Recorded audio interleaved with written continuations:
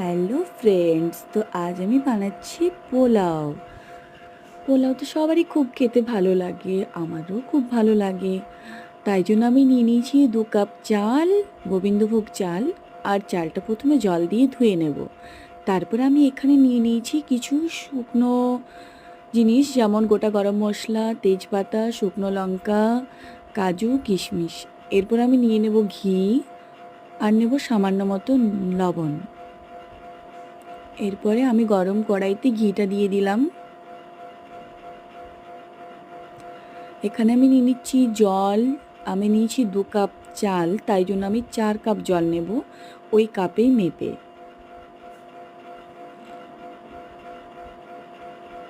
আর নিয়ে নেব একটু মতো ফুড কালার, খুবই সামান্য, যাতে রঙটা আসে।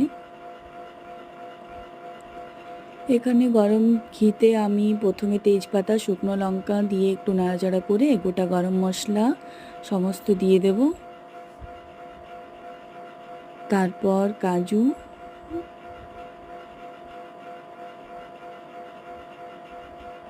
কিশমিশ দিয়ে নাড়াচাড়া করে নেব।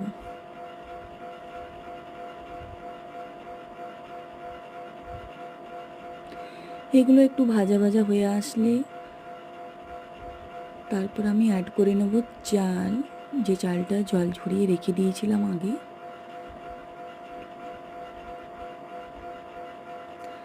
তারপর আমি এখানে দিয়ে দিলাম চিনি, 2 কাপ মতো চিনি আমি দিয়েছি। কেন, আমি মিষ্টিটা একটু বেশি পছন্দ করি। আর যদি আপনারা চান যে না আমরা মিষ্টিটা একটু কম খাবো, তাহলে চিনির পরিমাণটা কমও দিতে পারেন। এরপর আমি জল দিয়ে এটা ঢাকা দিয়ে রেখে দিলাম কিছুক্ষণ। একদম লো টু মিডিয়াম ফ্লেমে এটা রান্না করে নেব। তারপরে মাঝে মধ্যে একটু নেড়ে চেড়ে নিলেই ব্যাস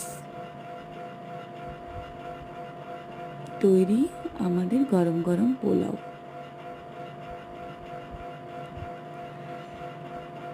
এটা চিকেন কষা আর আলুর দম দুটোর সাথেই খুব ভালো লাগে।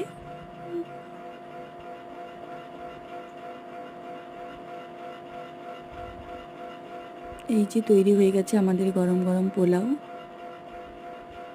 আমি চিকেন কষার সাথেই সার্ভ করছি।